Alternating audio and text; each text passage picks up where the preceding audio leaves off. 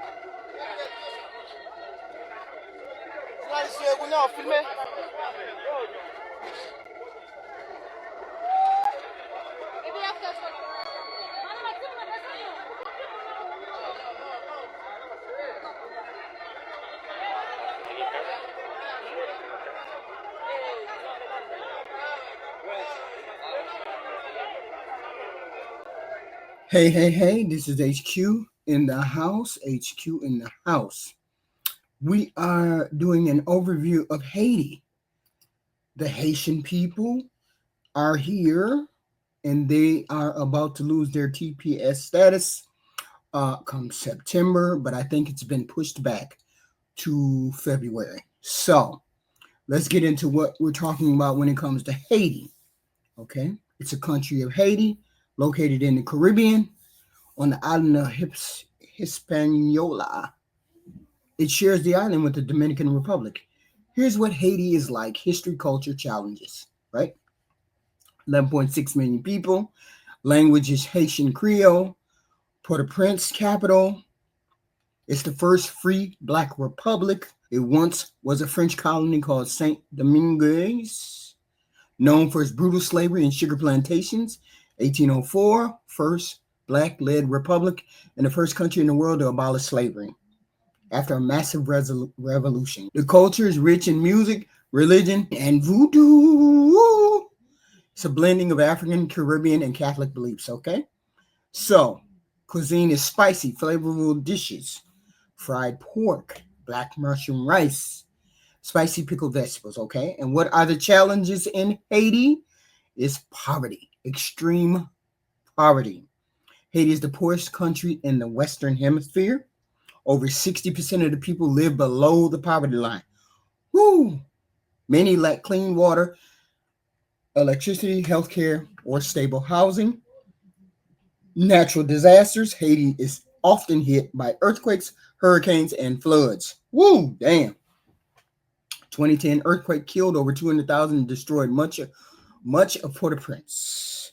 Infrastructure is weak. Recovery is slow or impossible. Political instability. Haiti has a long history of corruption, coups, and assassinations. 2021, President Moise was assassinated, and since then, gangs have taken over much of the country, blocking roads, kidnapping people, and controlling whole neighborhoods. Lack of opportunity. Many schools and hospitals are shut down. Jobs are scarce, and many young people see migration as the only hope for a better life out of Haiti. Now, let's get into the nitty-gritty of why Haiti, the Haitian people, fled here to the United States. A lot of people don't know, so we'll just let them know. Recent years, well, they've been coming here for decades and decades, but Why do they flee to the United States? Why is a lot of Haitian people here? For one, there's extreme violence and gang control. Port-au-Prince, the capital, and the surrounding areas is dominated by gang violence, gangs who extort, murder, kidnap, and grape. They got wars and stuff all on the street. They control the food, the fuel, entire neighborhood. Just imagine your neighborhood taken over by gangs, and you can't do nothing except go home. You ain't got no job. You can't do nothing. You just stuck in poverty, just abject poverty. If you don't like they be threatening you, saying if you don't pay this money for this, that, and the third, you're gonna get robbed or raped or whatever. And then all of these Haitian people are going back there. They know what it's like. They don't want to go back there. Political collapse and no leadership. They don't have no president over there. Nobody has went over there and got elected as president. The country is run by whoever and whatever. No legitimacy whatsoever. Courts, police, city services, all that has collapsed. People live in fear. There's no rule of law, right? Natural disasters. They are subject to earthquakes, hurricanes, and floods. 2010, there was an earthquake, killed 200,000 people. 2021, another major earthquake in southern Haiti. Just it didn't have power before. It ain't got nothing. They get affected by disasters and natural disasters like unemployment and homelessness is running rampant in that country. Poverty and economic collapse. Enough said. Enough said. It's the poorest country in the Western Hemisphere. Okay, many Haitians believed that they would, by reaching, that's why you see boats and all kinds of stuff always coming across the water, trying to get here, trying to get somewhere, get up in Florida, get wherever they got to get. They flee in that country like roaches in water. So they were coming here under the TPS and Biden's humanitarian parole program and asylum. Many were misled by smugglers or rumors that the United States border was open in 2021, 2022. So they came. So they had a history of fleeing their country. In the 90s, dictatorships, coups, earthquake 2010, other fleeing the gang warfare, economic ruin, total state of collapse in 2021. So they came here, okay? They crossed through Southern America. They crossed through, many Haitians crossed through South America and Central America. They were walking for months to reach the U.S.-Mexican border. Others arrived by boat to Florida. A lot of them were dying at sea. Came to Texas, Mexico, Florida, New York, and Chicago. I mean, a lot of them got bust there too. They said that basically what they said was it was either we leave or we die. We had no country anymore. They don't have no country anymore. Okay. And this is in 2023. We walked through 10 countries to get here. We just want our children to live safely. A Haitian father who's in Mexico. So they don't really have a country. They have chaos, right? So knowing that, and I know President Trump knows that, and I know that his people know that, right? So they've been living here under the TPS asylum, Biden put in place, right? So starting in early 2025, Trump started resuming the deportation process. It was groups of 50 to 100 people were getting on planes, putting them on planes, and then sending them to Cap Haitien. That's Haiti's main northern airport, right? Who God only knows what was happening up there. Okay. Under the recent Trump policy, the U.S. is terminating the temporary protected status for roughly 520,000 Haitians. Was by September 2025. Now it's back to February 2026, right? It expires September 2nd, but a judge temporarily blocked early termination, keeping protections in place until February 3rd, right? And the only reason why that was put into place is because the Trump administration started trying to get Haitians out of the country. The Trump administration started to terminate the temporary protected status for the Haitians in the United States. 500,000 Haitians they were going to deport. They were going to do it early, okay? This Friday, they announced that it would terminate the temporary protected status for the Haitians. That was last week.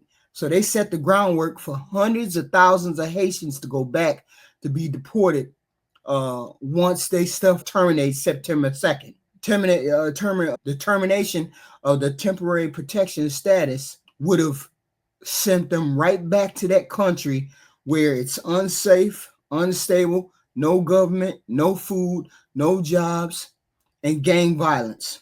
Homeland Security Secretary Kristi Noem said they have determined the conditions in Haiti no longer meet the TPS statutory requirements, which is a lie. Because if you know that it's still without government, without food, water, jobs, stability, getting robbed, steal, raped, all that, then you know that those people cannot afford to go back there because some of them are going to be deleted. Okay, so they're saying, oh, okay, well, we just want to get rid of these Haitian people. We don't care. It's 500,000 of them.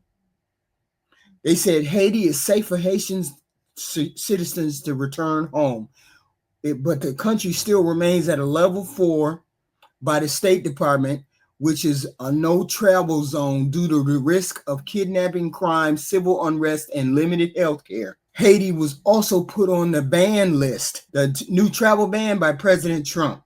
He threatened to have mass deportation for the Haitians since his presidential campaign.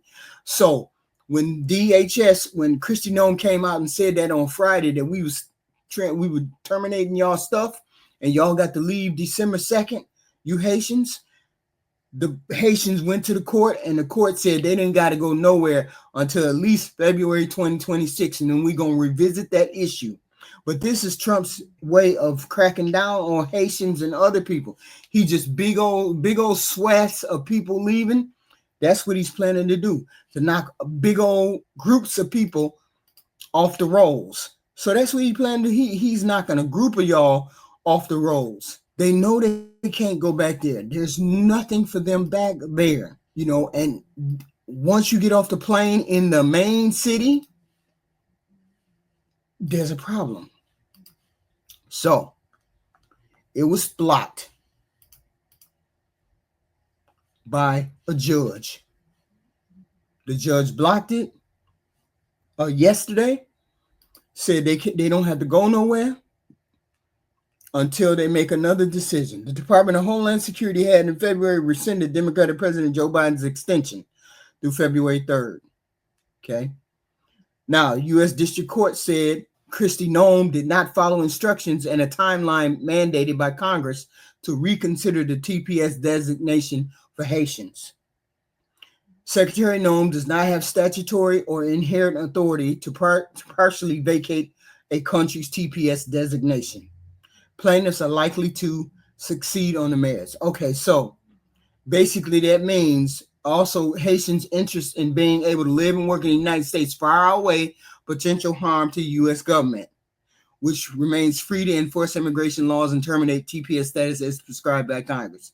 Meaning it's better to let these people stay, okay, than to put these people out when they know that the country is dangerous. So they ruled that they can stay until February, and then they're going to appeal and do some more things, right? It was 9 Haitian people, TPS holders, from churches and organizations and the government and whatnot that brought this suit against Kristi Noem. And they halted it for, I think it may be more than 1 million people, who was over half of them children within Haiti where gang violence is prevalent, despite the United Nations-backed security mission that began last year. I don't know.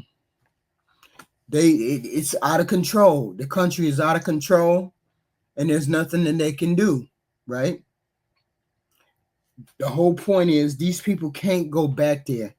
The Haitian people cannot go back there, and they're just trying to be mean when they're trying to send those people back there.